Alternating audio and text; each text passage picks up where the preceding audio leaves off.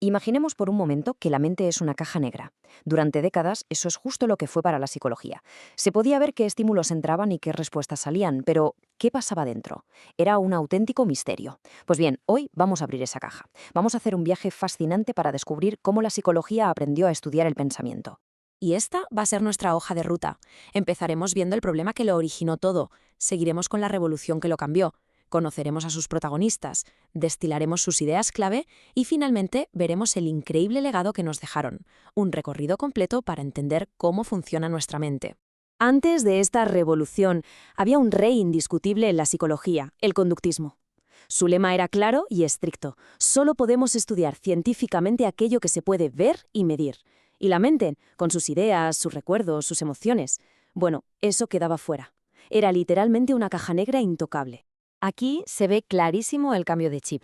A la izquierda, el modelo conductista. Un estímulo entra, una respuesta sale y en medio, un gran signo de interrogación. A la derecha, el cognitivismo se atreve a mirar dentro de ese interrogante y encuentra el protagonista de la historia, una mente activa que interpreta, organiza y da sentido a la información. Y claro, aquí es donde al conductismo se le empezaron a ver las costuras. Porque, vamos a ver, ¿cómo explicamos algo tan complejo como el lenguaje, o la capacidad de planificar el futuro, o de resolver un problema matemático? Para todo eso, era absolutamente imprescindible mirar dentro de la caja negra. El misterio pedía a gritos una solución.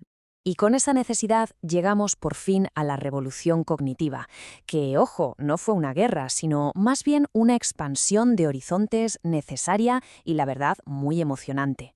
La psicología por fin se atrevió a explorar ese universo fascinante que hay entre lo que vivimos y lo que hacemos, el universo de la mente. Si lo definimos formalmente, este fue el gran giro de guión. El aprendizaje dejó de ser visto como un simple cambio en la conducta, para ser entendido como lo que de verdad es, una actividad mental, un proceso activo en el que construimos y reorganizamos todo lo que sabemos. Claro, para estudiar algo tan abstracto como el pensamiento hacía falta una buena metáfora, y la encontraron en la tecnología más puntera de la época. La idea de la mente como un ordenador, como un procesador de información, fue una auténtica genialidad. De repente, los psicólogos tenían un lenguaje y un modelo para empezar a describir lo que era invisible. Y esta analogía nos da un modelo súper útil en 3 pasos muy sencillos. Primero, la codificación. La información entra por nuestros sentidos. Segundo, el almacenamiento. La guardamos para usarla más adelante. Y tercero, la recuperación. La sacamos de ese almacén cuando nos hace falta. Parece simple, ¿verdad? Pues es un modelo increíblemente potente para empezar a desentrañar la memoria. Pero, ¿quiénes estuvieron detrás de todo esto?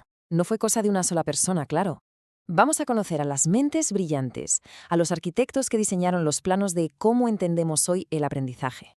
Empezamos con un gigante. Jean Piaget pasó su vida observando con una curiosidad infinita a los niños y se dio cuenta de algo revolucionario.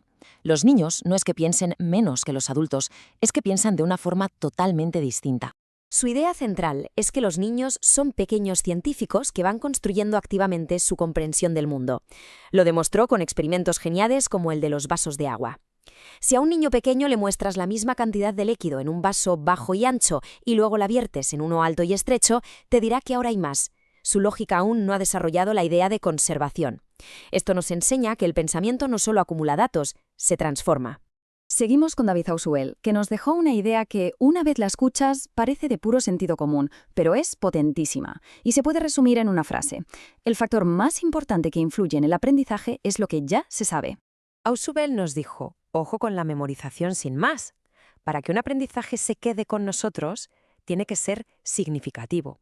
Y eso significa que tiene que anclarse, que conectarse con la red de conocimientos que ya tenemos. Por eso, herramientas como los mapas conceptuales son tan útiles, porque nos obligan a activar lo que ya sabemos antes de añadir algo nuevo. El tercer gran arquitecto es Jerome Bruner. Si Ausubel se centró en conectar con lo que ya sabemos, Bruner puso el foco en cómo lo aprendemos. Y su gran apuesta fue el aprendizaje por descubrimiento. La mejor forma de aprender algo es descubriéndolo por cuenta propia. Y Brunner propuso que al aprender, todos pasamos por 3 fases, como una escalera. Primero, aprendemos haciendo, manipulando cosas. Es la fase en activa. Luego, pasamos a aprender con imágenes, con dibujos. Es la fase icónica. Y finalmente, llegamos a lo más abstracto, los símbolos, como las palabras o los números. Es un viaje de lo concreto a lo abstracto.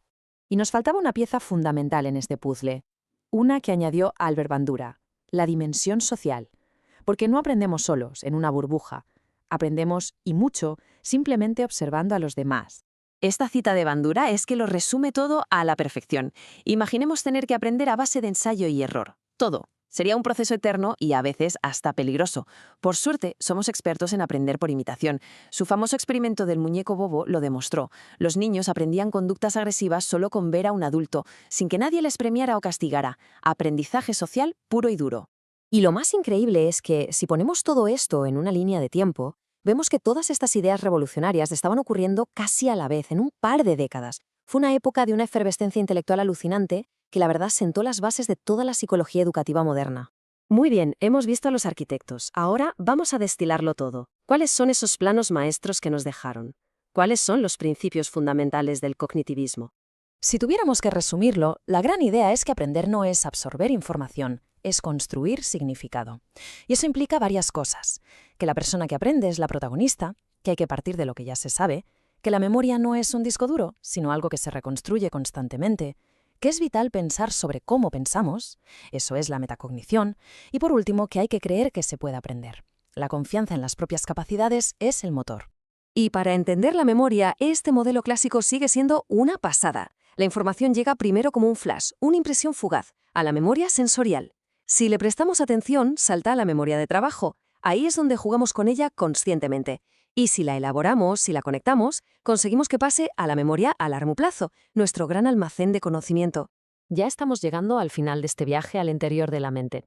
Y es súper importante entender que la revolución cognitiva no fue la meta. Fue más bien el trampolín que lanzó a la psicología hacia la siguiente gran idea sobre el aprendizaje. En esta tabla se ve muy bien la evolución. El cognitivismo fue el valiente que abrió la caja negra para preguntar ¿cómo procesa la mente la información? Su heredero directo, el constructivismo, va un paso más allá y pregunta, vale, pero ¿cómo construye la mente el conocimiento? Es un matiz sutil pero profundísimo. Ya no se trata solo de procesar, sino de crear activamente nuestra propia realidad. Y cerramos con esta reflexión final. Si aceptamos que la mente no es un almacén que hay que llenar, sino un motor para construir significado, todo cambia. Cambia la forma en que se debería enseñar, cambia el valor que le damos a los errores y cambia la importancia que le damos a la curiosidad. La revolución cognitiva no solo nos abrió la mente al estudio científico, nos dio las herramientas para entender y potenciar nuestra capacidad más humana, la de aprender.